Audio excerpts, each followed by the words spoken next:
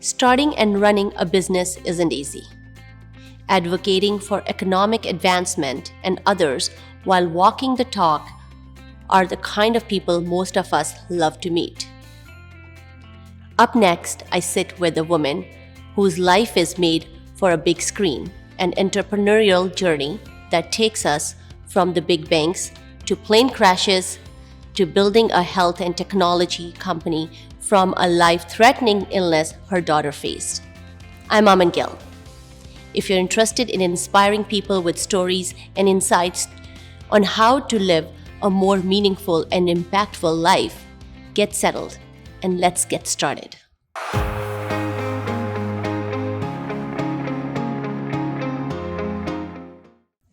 A political advocate, a champion of change, and a mentor to countless women desiring greater prosperity through business. My next guest, Carolyn Cross, is the CEO and founder of Ondine, a global leader in antimicrobial photodisinfection therapies, and has successfully created a technology platform that destroys bacteria, viruses, yeast, fungi, and associated virulence factors. Welcome, Carolyn, to Aman Gill Show, and it's such an honor to have you here. Thank you. And I have been wanting to do this for a very long time because we talked about it, how I have met you 10 years ago and how you inspired me.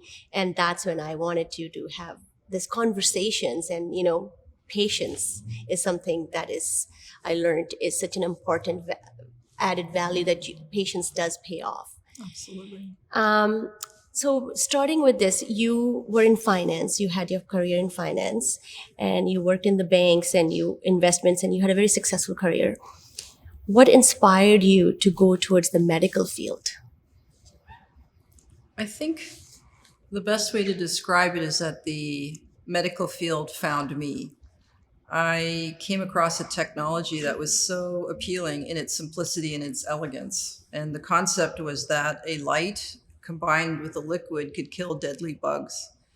I didn't believe it at first, but I thought if that in fact was the case, I don't know of anything else that would be as important that I could do with my life, and this could be a great service to humanity to bring it forward.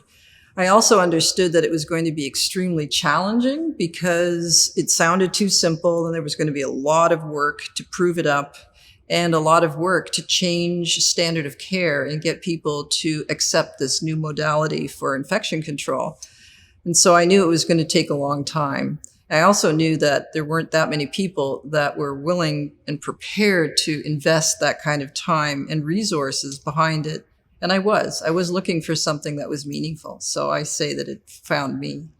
Why just that particular medical field? Like why particular regarding infections, that field? I think I was more interested in the simplicity, low cost, and potential of this type of technology. The fact that it wasn't in use yet, but it was on the horizon struggling, was a challenge that needed to be addressed, and I felt that I could handle that challenge. At the time when I came across it, I was thinking about HIV because that was all the rage, and an antiviral technology as well as antibacterial and antifungal capabilities all wrapped into one was just never heard of before. So I was fascinated by it. And if we could prove it up and show it was safe and effective, this was going to really add meaning to an area of the world that I thought was struggling, which is the developing nations. And I also understood at the time that antimicrobial resistance was surfacing. There was some initial talks about drug resistance. And I thought this could be a type of technology that could solve some very important threats to humanity. And of course, it's turned out to be that way. Wow.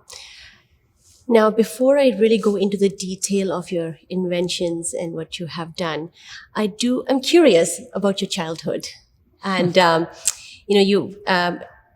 for who you are today. And sometimes who who we are today is sometimes a reflection of our experiences from childhood and what we have learned from the childhood. So what led you down to that entrepreneurial path? I think I became an entrepreneur because that was the way the technology was going to survive and flourish. I didn't, I promise you, intend to become an entrepreneur, but I decided that this technology was worthwhile, and then I kept it moving. Going to the parents and the background, I had parents that were immigrants. I would blame my father for the ambition, and my mother for the work ethic. So if you combine the work ethic with the ambition and applied that to an important technology, that gave me the perseverance. Wow. And I remember having a conversation with you, and you talked about how your father and mother did play an important role in the struggles they went through as an immigrant parents, and you felt not fitting in when you're born and raised in Canada, you're born and raised in Montreal, and how you didn't fit in. But I just want to know, how does that reflected you for who you are today, though? That's a very good insight. Thank you for that question. My parents were very traditional. My mother was Northern European. My father was British. Post-war, grew up in the war. And when they came to North America, it was a different kind of society. They were still saddened and hurt by the war. They still suffered from post-traumatic stress. They had not been able to really integrate into the community. Their friends were others that escaped war, post-war Europe, and lived a very European type of style in the Waterloo area. As a result, they never quite felt Canadian. They never quite felt European again in the decades that followed, because Europe modernized and they were stuck in an old Europe. And they were trying to raise us with those old core values, which I hold very closely and have been responsible for a great amount of my successes. But it also taught me, or ingrained in me, that it is okay to be different. I was different. We are different. We don't belong there. We don't belong here. We're just different. So I got acclimatized to being different. And when you're different, you're liberated to do what you need to do. Well, that's it. We're all unique. And you learned that the uniqueness of every person is so important, because we all are humans, and there's no other Caroline there who does what you do. So there's no other me there, right? So every person who we are, it's so important to just accept who we are. And as a childhood, and you recognize that in your childhood, that you were different, and you recognize that. And when one is championing a technology that was going to bump up against establishment, it's really important to have that acceptance of being different and championing difference. It's why I'm a big champion of diversity, and especially gender inclusion, advancement of women in business, because I do value that. And I appreciate the ideas and the growth that comes around from being different. And so because of that strength in understanding that we were different, I was able to really push on a technology that was completely outside of the norm, and do so with passion and confidence. And if I didn't have that confidence, we wouldn't be sitting here today. Yes, so true. Well said. So true. Now, before we jump into innovation and business, I have never met anybody who survived a plane crash. How did that experience change your outlook on life?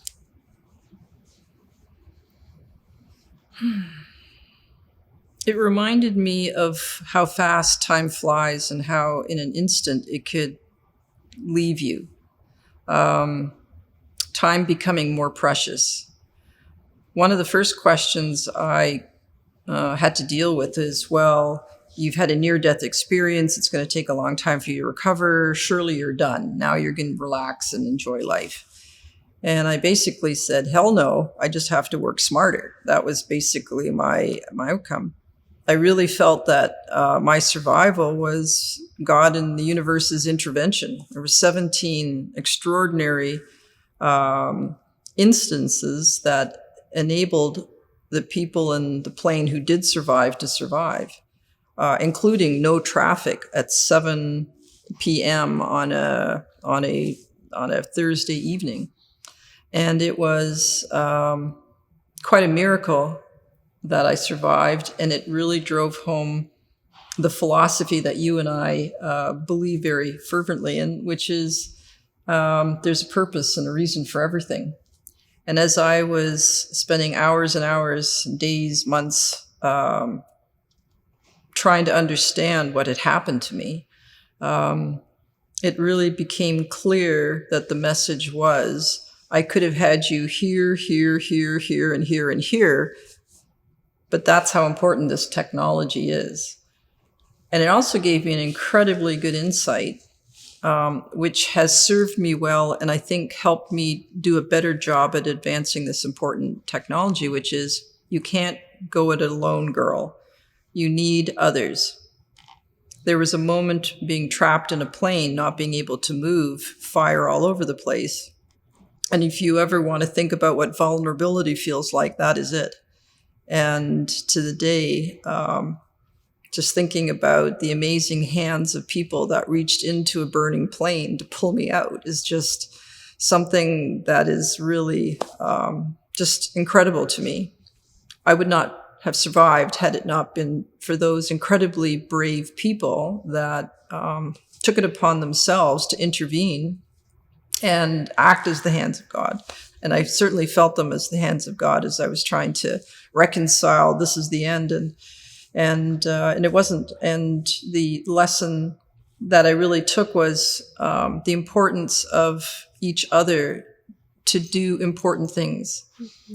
Individually, there's only so much I could do myself, and I've got all the passion and all the energy and enthusiasm for technology. But if I didn't have such a stellar team behind me, if I didn't have such extraordinary people and investors and supporters and friends and family that rallied behind me at all the time, this is not possible.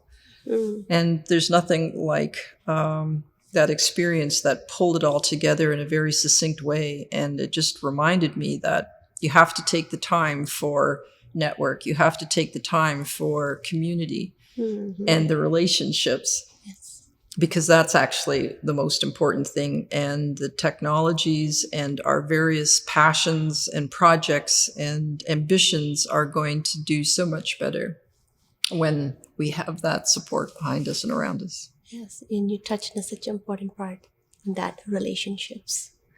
Everything is by building relationships. And I just remember when you had that crash, it's just feeling that coming back. And after, actually, I saw you after you had that crash, and at that time you didn't know who I was. And I saw you sitting, walking in. You came into it was a Christmas dinner, and you came into the wheelchair, and you had that strength in you. You presented, you came, and I just was like, wow, this woman just survived a crash, and she's sitting, and you were just giving that, your aura, you were in light, I am, that positiveness. And actually, you might not know, but you inspired me. Mm. You inspired me not to give up. As much I don't believe in myself not to give up, but I meet people who are beyond what I've been through, and you inspired me that day. So thank you. Thank you. Yeah. So I just don't even have words, but thank you. I think a lot of women, when they see someone else who have achieved professionally and are professionally success, and as a woman, myself too, and there's always a question, how do you juggle between your professional and family life? And raising 2 young kids at that time. So what are your tips or any regrets? Like, because I think that's such an important question for women who are entrepreneur, who are going into business, who are going to be successful. I don't want them to give up just because they're families, but they like to know the tips and the regrets. I certainly don't have all the answers. Yeah. I can perhaps share some of the things that were helpful for me during this approach. I think it really is important for women and society to figure this out, because women are half the talent pool. Mm-hmm. Ernst & Young does a great job. I love this quote. No nation can squander the talents and passions of half its population. Women right now are more than 60% of university graduates. And if we don't figure out how to enable the most economic value and growth out of our women talent, our country is going to be left behind, and our standard of living is just going to be compromised. That, of course, goes for all elements of our society. The specific question about how did I balance all this? I'm not sure that there is. There's the concept of you time for work, we time for family, and then me time. I think it's just generally given that me time tends to get lost. Mm-hmm. And I think that's where the passion and the ambitions, the sense of service and purpose are important attributes and goals that allows us as women pursuing our passions for service and purpose to satisfy our me time. Mm-hmm. And when I look back and I say, well, what would I have changed differently? Oh, I probably should have been working out every day or once a week or whatever. And I haven't done that, and I haven't done this, and I haven't done that, but I've done other things. And I'm not sure that I would have been better off psychologically, mentally, even physically, had I made different choices. So the sacrifices on the me time, I think women really have to do a good job of understanding when they are making those sacrifices, and when they go too far over that boundary, and then they're not in a health and mentally stable way, and then if they could self-correct. And I think that's the way to approach. I think you can't take too much time away from family, especially when you're kids. But being a working woman and having support at home for kids has always been something that enabled me to do that. And we had great support. And here I am with 3 fabulous kids that are, by all stretches of imagination, healthy and happy, and no worse for wear. Yeah, no, because I always, and that's an important question, because I guess as women, we have families, we nurture, that's just our personality, but we are ambitious too. We like to have a career. So, and we like to have basically everything, I think, sometimes, and be the best in everything. But I guess I think we sometimes tend to be very hard on ourselves to achieve everything. And that's where the me time lacks. Mm-hmm. And so true.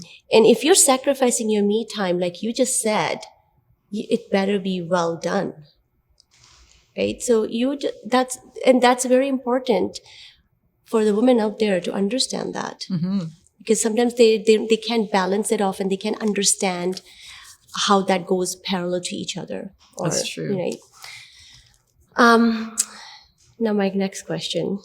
Now I'm going to get into your work, what you do.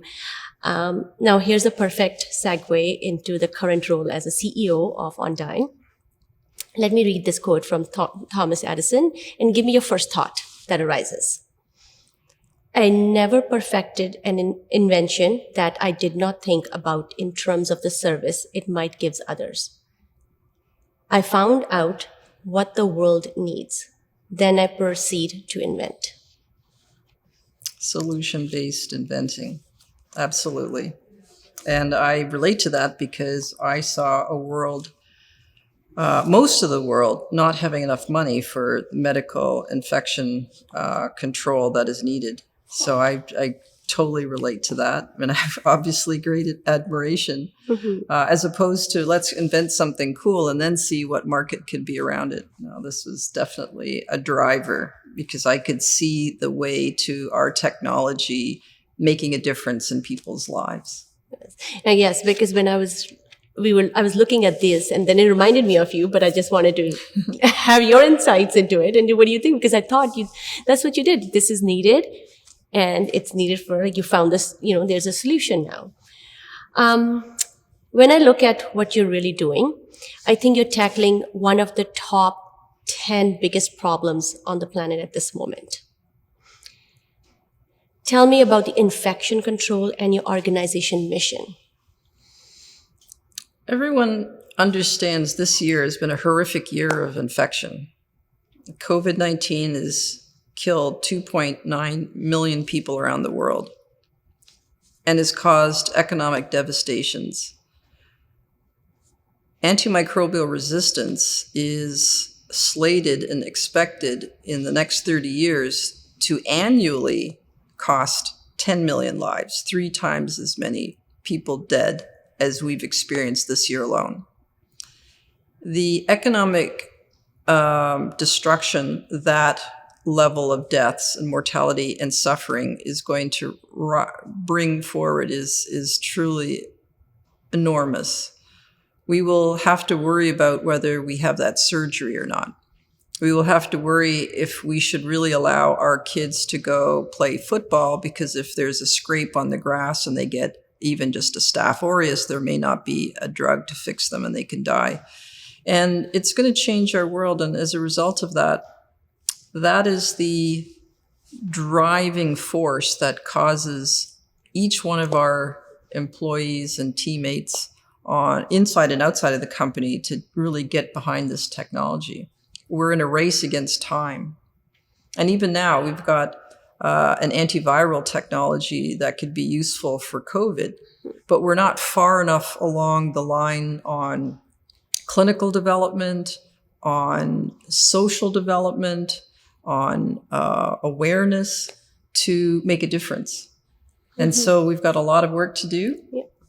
There's huge problems that are going to get worse. We're talking about new strains. We're talking about future pandemics. This is the sign of things to come. We're going to learn, but we need new and better tools. And that motivates us to work really hard to help out. Now, when I look at your technology, why the light and why through the nose? 2 very good questions. Let me start with the nose first. Yeah. The nose is one of the last parts of the body that we don't clean out regularly. It's as simple as that. So the Egyptians were brushing their teeth 3,000 years ago, but in the late 1400s, like 1495, the first known toothbrush was invented. And in the early 1800s, Semmelweis in Hungary started washing his hands. And that took about 50 years to catch on, actually hundreds of years. But so we brushing our teeth full of gram-negative bugs, washing our hands, and now washing out or sanitizing the nose makes a lot of sense because it will help take down the residual pathogens that are causing infections, especially in hospital settings, especially for people that are immunocompromised. It's a warm, moist place that is undisturbed. Perfect breeding ground for bugs. And the other question was why the light? Why the light? The light activates the photosensitizer. Our technology works. It's a 2-step process called photodisinfection. The photodisinfection is a topical approach to infection control. So we're killing the bugs that can cause these infections and reducing the impact. We first apply a photosensitizer into the nose or onto a part that we want to target the antimicrobial action. And then we apply this red light for a few minutes. And essentially, it pulls apart the bugs. It literally destroys them that way instantly. And so in minutes, you've got a very massive reduction of the viral load, bacterial load, fungal load, and it allows the immune system to kind of get on top of it again. So it's a very efficient, economical, and safe approach to topical bugs. And I know you just talked about it, the COVID, you just invented this new nose lighting. And I know you were in the clinical trials, you wanted to have some, and you had a success with that. If you want to highlight a little bit on that. The opportunity for this technology to be used during a pandemic like this one is better than most situations because there just aren't solutions for COVID patients. When you're sick, when you're identified as somebody who's a carrier, you're typically sent home and say isolate. There's not much to be done.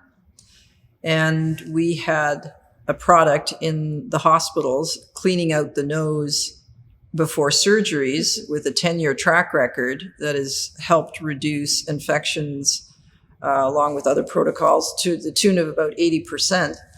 And people understood that this could be a helpful tool.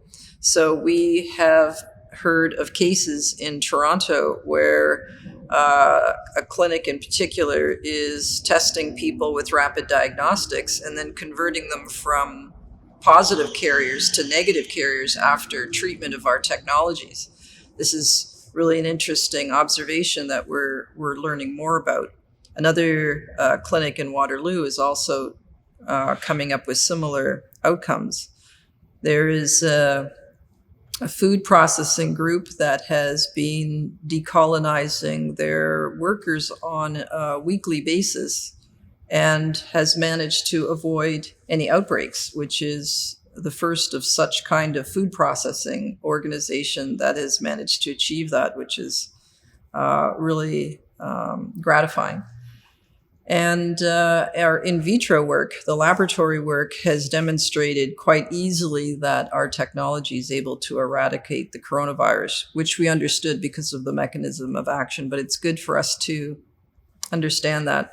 We've got a clinical trial underway with our technology at Sunnybrook Hospital. Sunnybrook and UHN have Canada's best photodisinfection, photodynamic therapy specialists. So we're really pleased to be working with the folks there. And they have this trial that is looking at the antimicrobial benefits and infectivity benefits.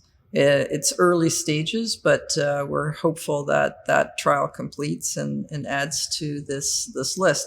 We'll have a look at these in-field results. We're starting a trial in Spain where they're experiencing a big wave. And we will look to what we can do to help with this pandemic situation, to build the clinical data. Mm-hmm. You can just imagine there's a lot of people with snake oil and all sorts of homebrew solutions. And at this stage of the game, our health officials and regulatory bodies are absolutely jammed. And they've been working really hard to accelerate everything.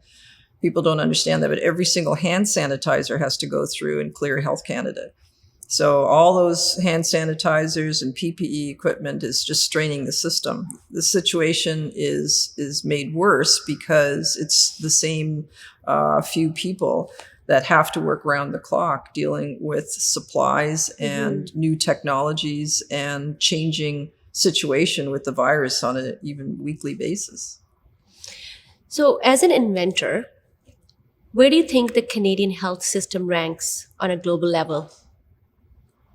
Well, I am a diehard believer in Canadian talent, so I'm going to start there. I think Canadian entrepreneurial and inventorship and innovation can rank amongst some of the best. We have a long history of great ability to create the innovations. I think where we suffer is that we have many healthcare systems, and we have divided our healthcare system into many smaller markets. and it's very difficult for new technologies to break through. And of course, the biggest issue with our healthcare system is that it was a system designed for 1950 when it was first introduced, modified a little bit. But at the time, the average lifespan of an individual was 67. And so now, as we've got aging demographics, huge expectations for quality of care and increasing technologies and advancements, there's not enough resources. So the issue for Canada is how we change and update a system that is no longer relevant for today, resource it properly, and find ways for Canadian-made innovation and talent to make its mark. And I think the fact that we hit this vaccine without PPE, without the drugs and without the vaccine independence, highlighted to everybody that we needed to fix that. So I'm actually optimistic that we're going to see some changes. And I was going to ask you to cover the gaps, and you just covered those gaps because I knew Canada has so many new entrepreneurs and inventors. Like, we have that talent in our own country. Absolutely. But it's just not been shown. It's just not been, like, they've not been able to be successful in what they're doing. And that's where I guess the Canadian government, the system, has to play a role and had to come in. I think there's two extra areas that are an impediment for innovation in general. One, Canada lacks the innovation capital that other countries have, like China and the US. And the second is this whole procurement opportunity. And so we have to start thinking about procurement for hospitals and the healthcare system, not only to meet the needs of the patients and the stakeholders, but also to advance our economy, STEM jobs, innovation, advancement, entrepreneurship. And we're figuring that out. Now, I'm just going to go back because I really wanted you to touch base on something. When I asked you the first question is, what inspired you to go into the medical field? And I know you talked about that, but there was something very special that I want you to touch base on because it was important for me. So we talked about your daughter. I think there's a lot of new technologies that have been advanced successfully because of the impact of a suffering child, motivating parents to get behind fundraising, new technologies, and I'm certainly one of those. We had been focusing our technologies in the dental space, and there was a time where my daughter was in the hospital struggling with an infection that they did not understand was as serious. They did not know what the cause was. They had understood it to be and diagnosed it to be infectious mono, even though she was very, very sick. It later turned out to be serious staph infections on her tonsils and adenoid, which we understood that after the fact. But for a period of about 10 days where she was really poorly off and we weren't sure if she was going to make it, I was making deals with God, my maker in the universe. Save my daughter and I will save other lives. And to be in a position of such vulnerability, when you see this tiny, fragile 3-year-old daughter that's so special and so sweet and so sick, and they're saying there's nothing else that they can do but just wait. It is the most frustrating, horrific moment. And fortunately, things resolved in her favor, and she's a fine, healthy person now, and quite overcome any of those issues. But at the time, it was up to fate. It was up to waiting. And I thought that was just outrageous. And there was more tools. And all those well-meaning nurses and doctors, they were pondering the situation and they tried their best with the tools that they had. And it was clear to me that they needed more tools. And I had what I consider or thought of at the time, one of the world's most effective and potent antimicrobials. And I said, this has to now get into a different space. I can't wait. I've got to bring it into the hospital setting for people like my daughter, people like me who are worried about their family members. And that really was the impetus. And I remember leaving the hospital at one point exhausted, but determined that this is no longer a dental company, but this is a hospital-acquired infection company. And when you think about 2 million Americans, we don't really have good data in Canada, so I'm going to call on American data. 2 million Americans that are suffering from hospital-acquired infections and over 100,000 annually dying. Year in, year out, and that number is old. And as resistance will grow, we are going to see that number increase. That extra toolkit for people in hospital when they're the most vulnerable is really important. And it drives me to be more successful in bringing this technology forward and into every hospital. That's our mission. That's the goal of Ondine, in every hospital around the world in 10 years. So, or bust trying. Well, you have such a beautiful soul who is on a mission to save people's life. And that's all I'm feeling. And your daughter started it all for you. And I can't wait to actually see it all successful and be out there. I am very proud of the fact that in one hospital alone, there's 2 747 planes filled of people equivalent that we've saved from having a big infection. Wow. And the money that we save that hospital in one sector of the hospital could pay for deployment across the entire province. Wow. In Scotland, they're using a version of this type of technology for skin cancer using the sun. And they made a point that you don't need much sun because Scotland, not known for having a lot of sun, but is able to treat their people with a few hours of exposure in the sun. That's it. You topically apply it to skin cancer, and they've had some great success with this. Wow. My last question, and what would you tell your younger self today? Good question. That's a great question. I'd go back to the importance of people, network, asking for help, recognizing the value and critical contributions of connected tissue, the connectedness and the ability of the few to do a lot more than just one individual can, moving forward. I would make sure that I invested in that connective tissue. And that has to start early. And I think as a younger person, I might have been keen to use my time to invest in myself and my knowledge and my trade and my skills, those sorts of things. I think I didn't need as much. I think I needed more mentoring, more connectivity, more inspiration, more ability to learn and grow from people. And I would have gotten farther faster.